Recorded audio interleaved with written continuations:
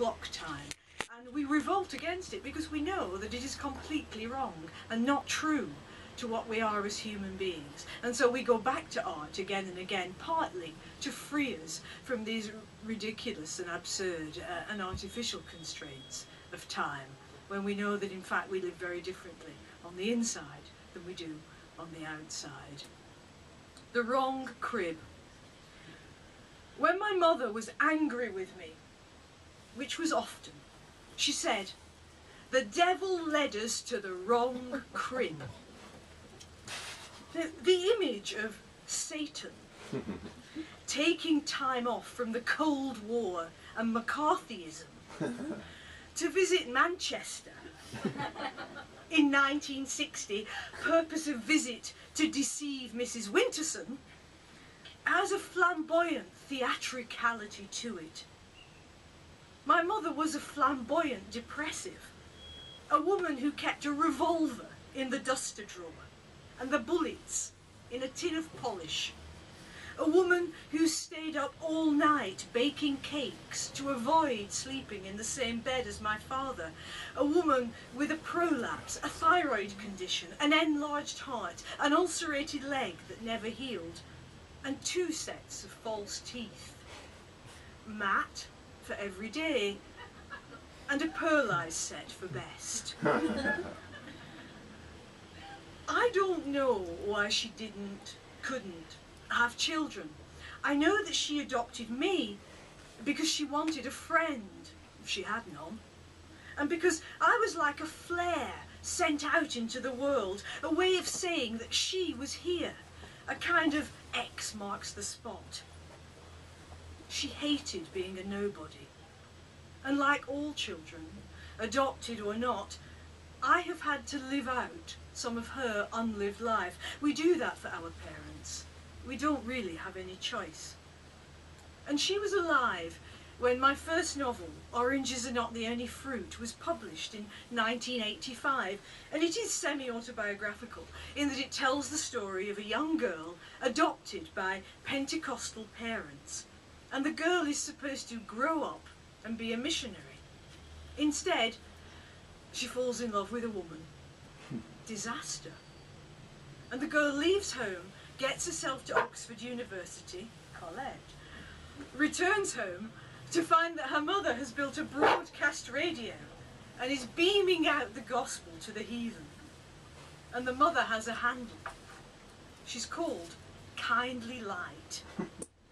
And the novel begins like most people. I lived for a long time with my mother and my father. My father liked to watch the wrestling. My mother liked to wrestle. For most of my life, I've been a bare-knuckle fighter. The one who wins is the one who hits the hardest. I was beaten as a child, and I learned early never to cry. If I was locked out overnight, I sat on the doorstep until the milkman came, and then I drank both pints and left the empty bottles to enrage my mother, and walked to school. We always walked. We had no car and no bus fare. And for me, the average walk was 5 miles a day, 2 miles for the round trip to school and 3 miles for the round trip to church. And church was every night, except Thursdays. And I wrote about some of these things in Oranges, and when it was published, my mother sent me a furious note in her immaculate copper-plate handwriting, demanding a phone call. We hadn't seen each other for several years, and I'd left Oxford, and I was scraping together a life, and I'd written Oranges young, and I was 25 when it was published. So I went into a phone booth because I had no phone, and she went to a phone booth because she had no phone.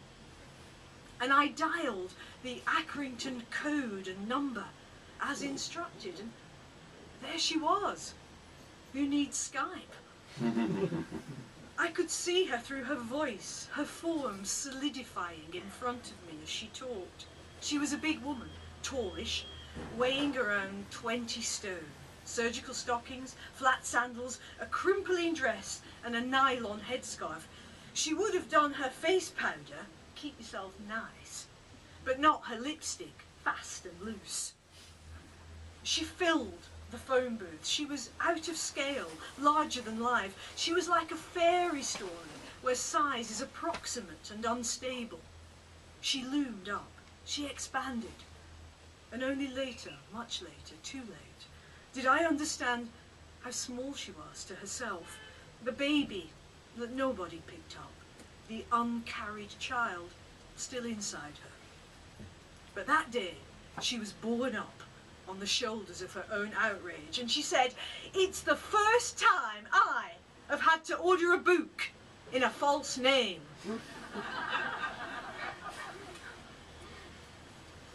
I tried to explain what I'd hoped to do. I am an ambitious writer. I don't see the point of being anything. No, not anything at all, if you have no ambition for it. And 1985 wasn't the day of the memoir, and in any case, I wasn't writing one. I was trying to get away from the received idea that women always write about experience, the compass of what we know, while men write wide and bold, the big canvas, the experiment with form. Henry James misunderstood Jane Austen's comment that she wrote on 4 inches of ivory, tiny, observant minutiae. And much the same was said of Emily Dickinson and Virginia Woolf, and those things made me angry. And in any case, why could there not be experience and experiment? Why could they not be the observed and the imagined? Why should a woman be limited by anything or anybody? Why should a woman not be ambitious for literature, ambitious for herself? Mrs. Winterson was having none of it.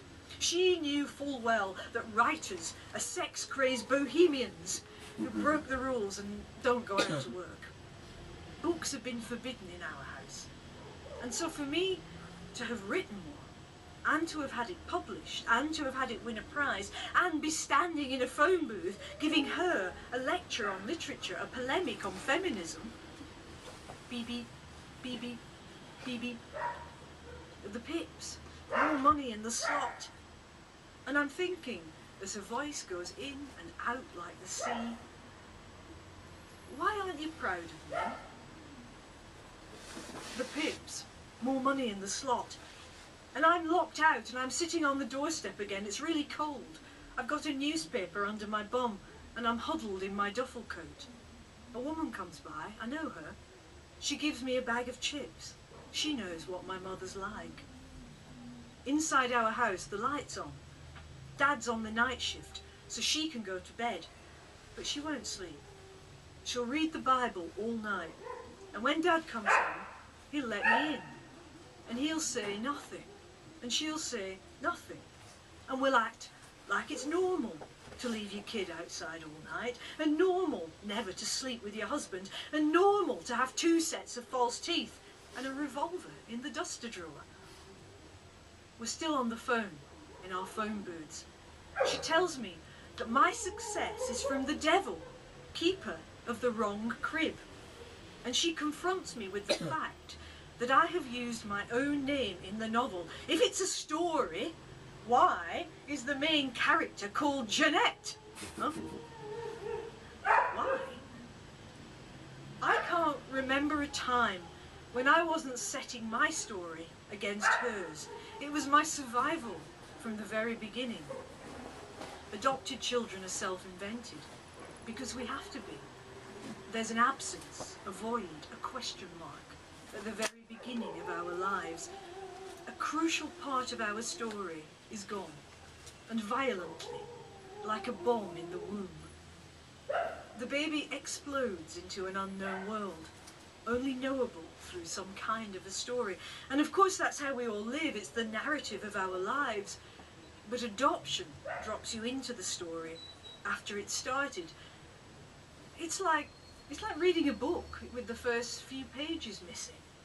It's like arriving after curtain up. And the feeling that something is missing never ever leaves you. And it can't. And it shouldn't. Because something is missing. And that part isn't of its nature negative. because the missing part, the missing past, can be an opening as well as a void. It can be an entry as well as an exit. It is the fossil record, the imprint of another life. And although you can never have that life, your fingers trace the space where it might have been, and your fingers learn a kind of braille. There are markings here, raised like welts. Read them. Read the hurt. Rewrite them. Rewrite the hurt. It's why I'm a writer. I don't say decided to be or became. It was not an act of will or even a conscious choice. To avoid the narrow mesh of Mrs. Winterson's story, I had to be able to tell my own. Part fact, part fiction, is what life is. And it's always a cover story.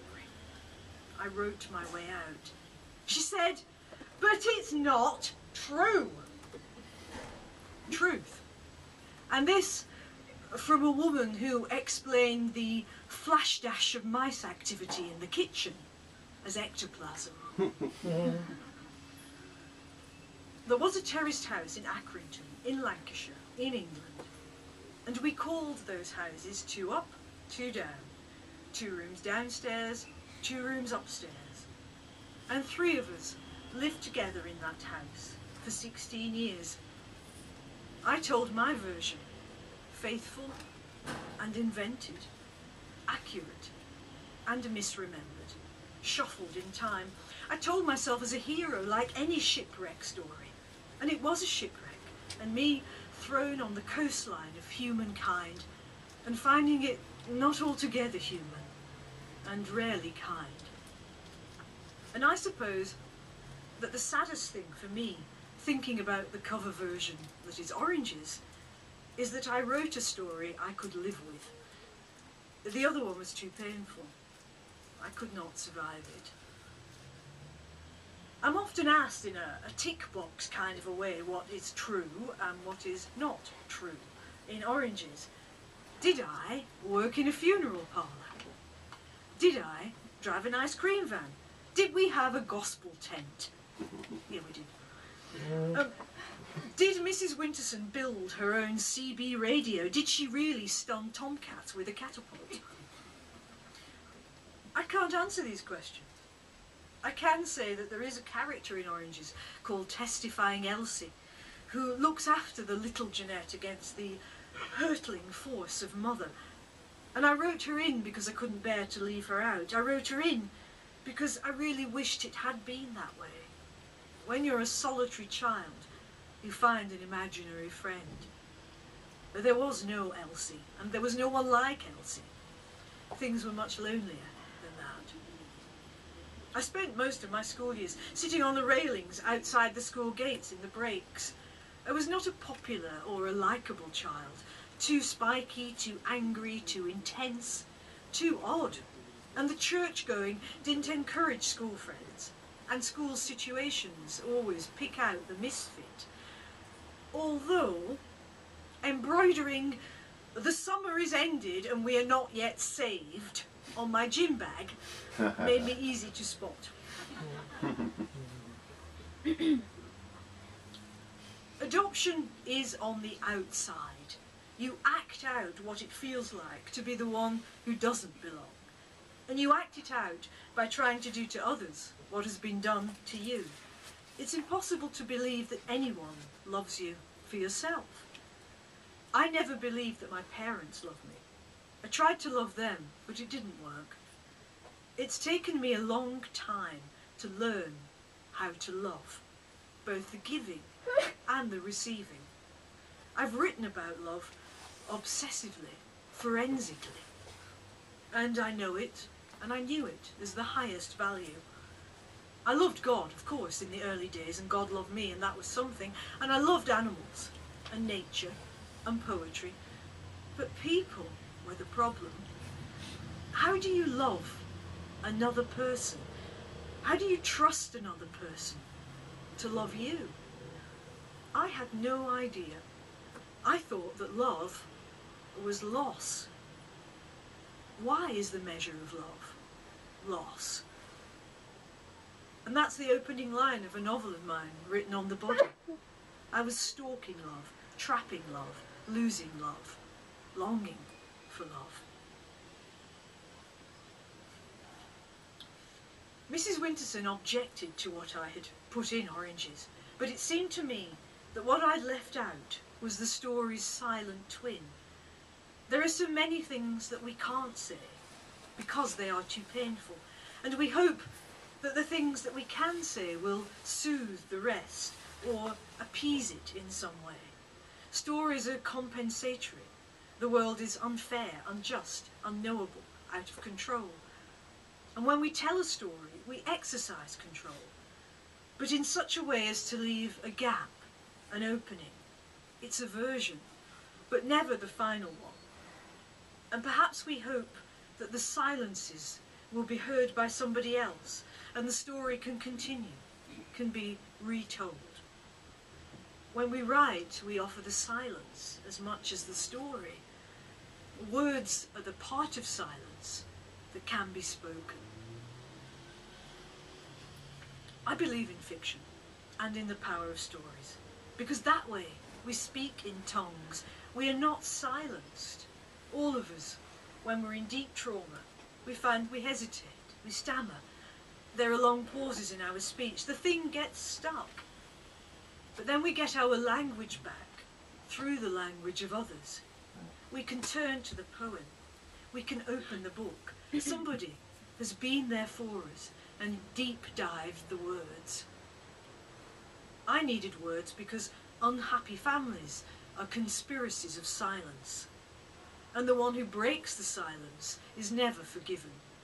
He or she must learn to forgive him or herself. God is forgiveness, or so that particular story goes, but in our house, God was Old Testament, and there was no forgiveness without a great deal of sacrifice. Mrs. Winterson was unhappy, and we had to be unhappy with her. She was waiting for the apocalypse. Her favourite song was "God Has Blotted Them Out," which was meant to be about sins, but really was about anybody who had ever annoyed her, which was everyone. She just didn't like anybody, and she didn't like life. Life was a burden to be carried as far as the grave and then dumped. Life was a veil of tears. Life was a pre-death experience. I'll leave you to dwell on that a moment. Every day, Mrs. Winterson prayed, "Lord, let me die." And this was hard on me and my dad. Her own mother had been a genteel woman who had married a seductive thug, given him her money and watched him womanise it away. And for a while, from when I was about 3 until I was about 5, we had to live with my granddad so that Mrs. Winterson could nurse her mother, who was dying of throat cancer. And although Mrs. W. was deeply religious, she believed in spirits. And it made her very angry that Grandad's girlfriend, as well as being an ageing barmaid with dyed blonde hair, was a medium who held séances in our very own front room.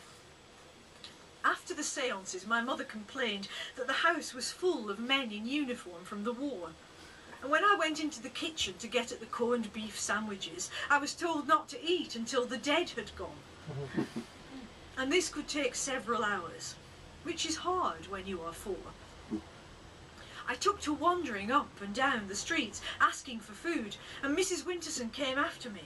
And that was the first time I heard the dark story of the devil and the wrong crib. In the crib next to me, in the orphanage, there'd been a little boy called Paul, and he was my ghostly brother, because his sainted self was always invoked when I was naughty. Paul would never have dropped his new doll into the pond. We didn't go near the surreal possibilities of Paul having been given a doll in the first place. Paul would not have filled his poodle pyjama case with tomatoes so that he could perform a stomach operation with blood like squish. Paul would not have hidden Grandad's gas mask. For some reason, Grandad still had his gas mask from the war, and I loved it. Paul would not have turned up to a nice birthday party to which he had not been invited wearing Grandad's gas mask.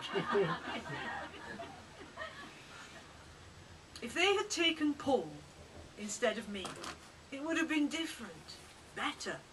I was supposed to be a pal, like she'd been to her mother. And then her mother died, and she shut herself up in her grief. I shut myself up in the larder, because I had learned how to use the little key that opened the tins of corned beef. So that's the beginning of Why Be Happy.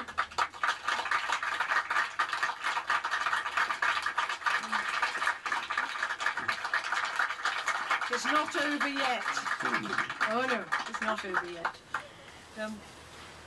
The title comes from something Mrs. Winterson said to me, because like a Shakespearean villain, she had all the best lines.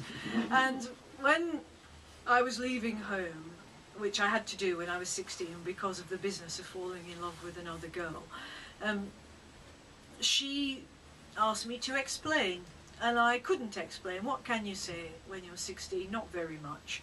The world is very clear in some ways and entirely opaque in others.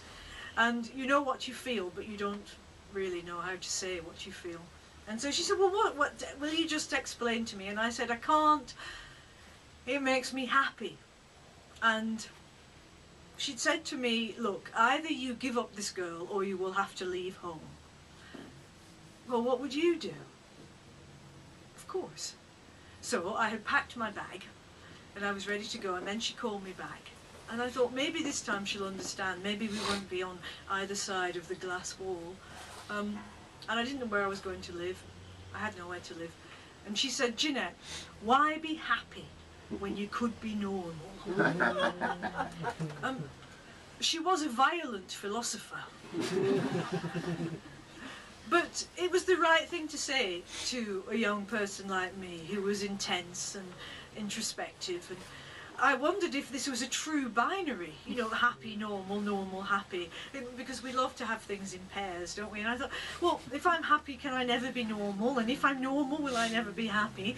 And it was a real question, and I never stopped working with it. In fact, I found that I went on working with it through most of my adult life until I was finally able to silence that question in a very particular way.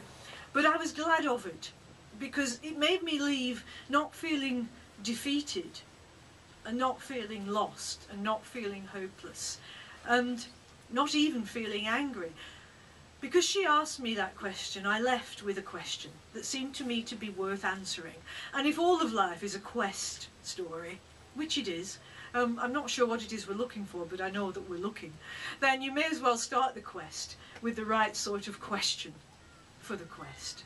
And so I did, and that set me forward. And I went to live in a Mini for a while. Not a new Mini, those funky little Beatles 1960s Minis when they were very small.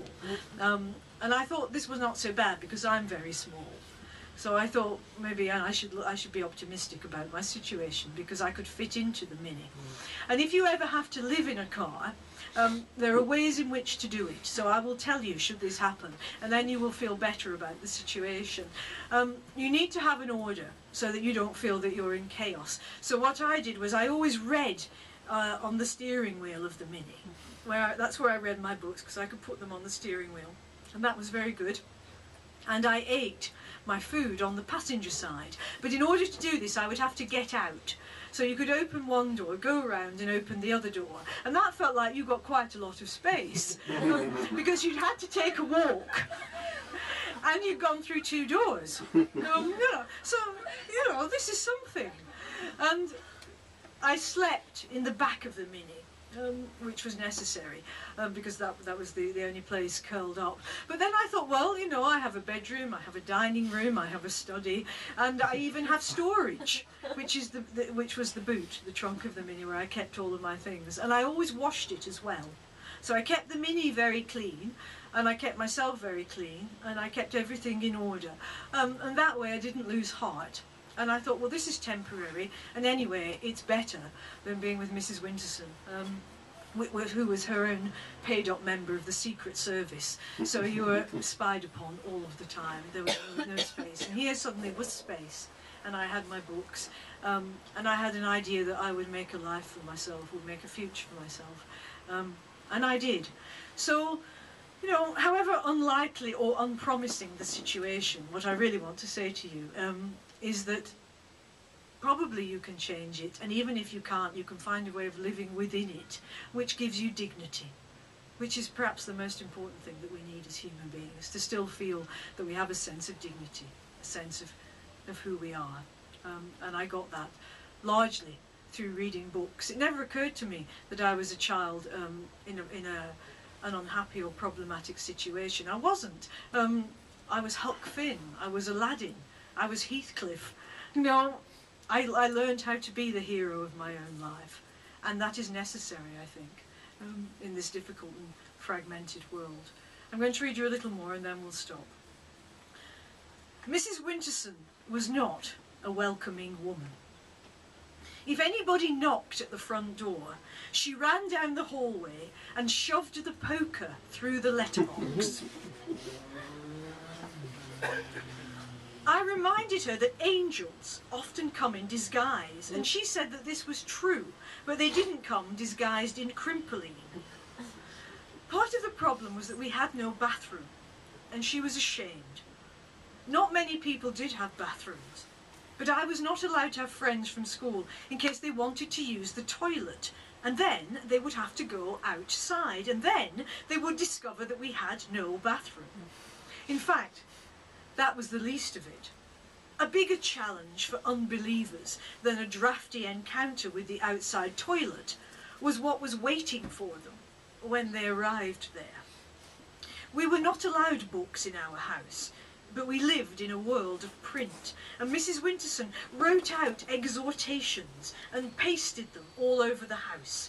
So under my coat peg there was a sign that said, "Think of God, not the dog."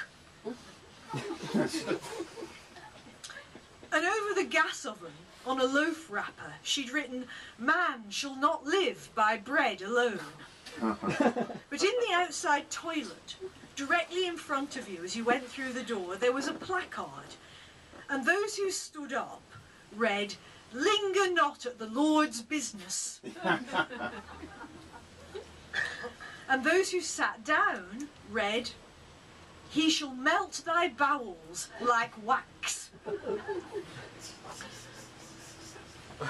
I'm sorry. This was wishful thinking. My mother was having trouble with her bowels, and it was something to do with the loaf of white sliced bread that we couldn't live by. When I went to school, my mother put quotes from the scriptures inside my hockey boots. And at meal times, there was always a little scroll from a promise box by each of our plates.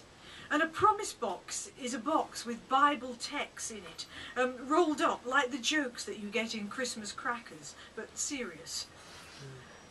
And the little rolls stand on end, and you close your eyes and you pick one out.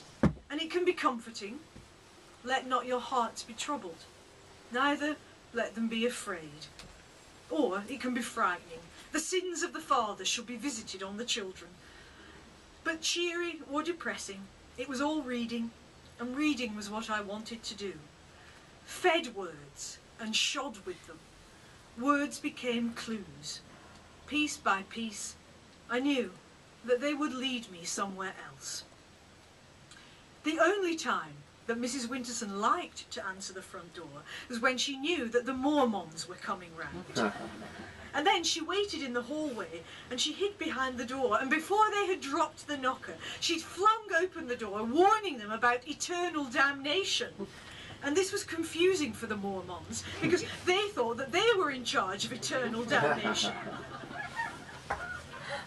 But Mrs. Winterson was a better candidate for the job. And now and again, if she was in a sociable frame of mind and there was a knock at the door, she left the poker alone and she sent me to run out the back door, up the alley, and to peer around the corner to see who was there. I ran back with the news, and then she decided whether or not they could come in. But by now, the visitor, discouraged by no response, would be halfway down the street, so I had to run back and fetch them, and then my mother would pretend to be surprised and pleased. I didn't care. It gave me a chance to go upstairs and read a forbidden book. I think that Mrs. Winterson had been very well read at one time, because when I was about 7, she read Jane Eyre to me, and this was deemed suitable because it has a minister in it, St. John Rivers, who is keen on missionary work. Mrs. Winterson read out loud, turning the pages. There is the terrible fire at Thornfield Hall, and Mr. Rochester goes blind. But in Mrs. Winterson's version, Jane doesn't bother about her now sightless paramour. Instead, she marries St. John Rivers. And they go off together to work in the mission field.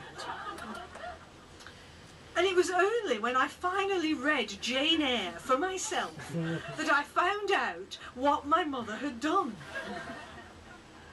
And she did it so well, turning the pages and inventing the text extempore in the style of Charlotte Bronte. The book disappeared as I got older. Perhaps she didn't want me to read it for myself.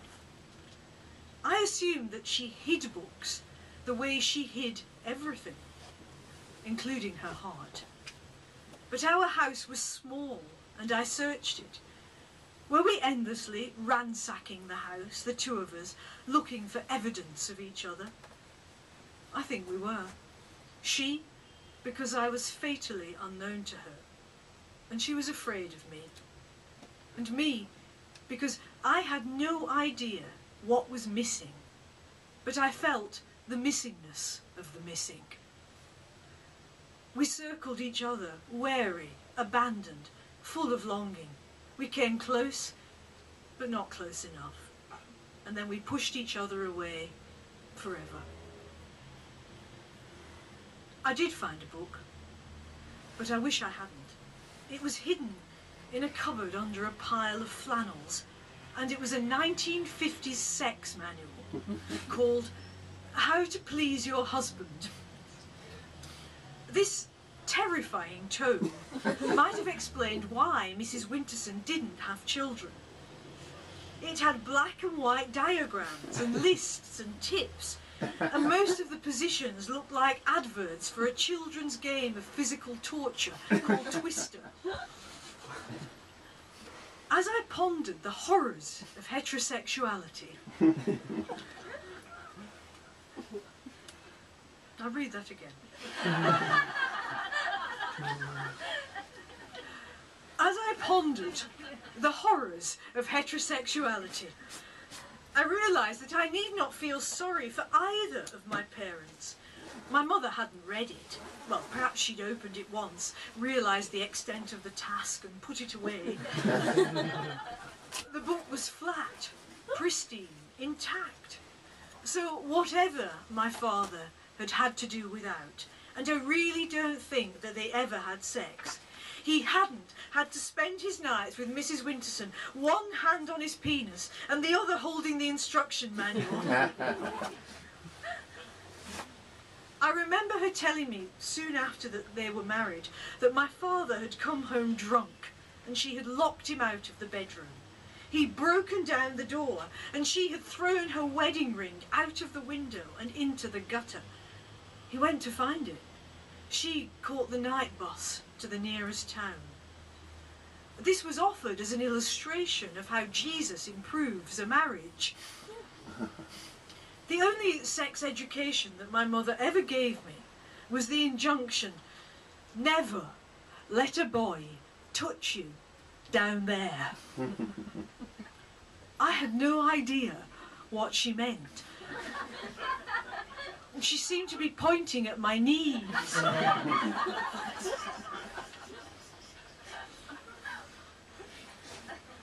Would it have been better if I had fallen in love with a boy instead of a girl? Probably not. I had entered her own fearful place, the terror of the body, the irresolution of her marriage, her own mother's humiliation at her father's coarseness and womanizing. Sex disgusted her, and now, when she saw me, she saw sex. Thank you.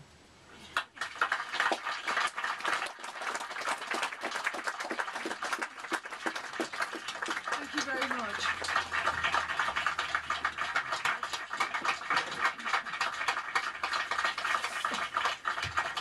I hope that you will, I hope you will buy this marvellous book. It's very reasonably priced. And soon you'll be able to buy it in French as well, thanks to Editions Olivier, who are here to support me and have produced the book, translated the book, edited the book, and have brought me here for 3 days of physical torture to promote the book. But we can have it in both languages, which is it's lovely. And thank you very much for everyone at Shakespeare and Company, which is my favourite bookshop in the world and one of my favourite places in the whole world. And indeed, there's a whole passage in Why Be Happy about coming to Shakespeare and Company. It was a refuge and a sanctuary for me, because the second half of the book is really the search for my biological mother and what happened there, which alters the text completely. It's a very dark space, though it doesn't end badly, you'll be glad to know. It ends well. But that is the search, and part of that search was me coming to Shakespeare and Company, really to hold on to my sanity and to remember my sorrow. And as I'm here, and if you want to ask me anything, I will do my best to answer, if not truthfully, at least entertainingly. Can I start with the questions, Janette? Parts of the book that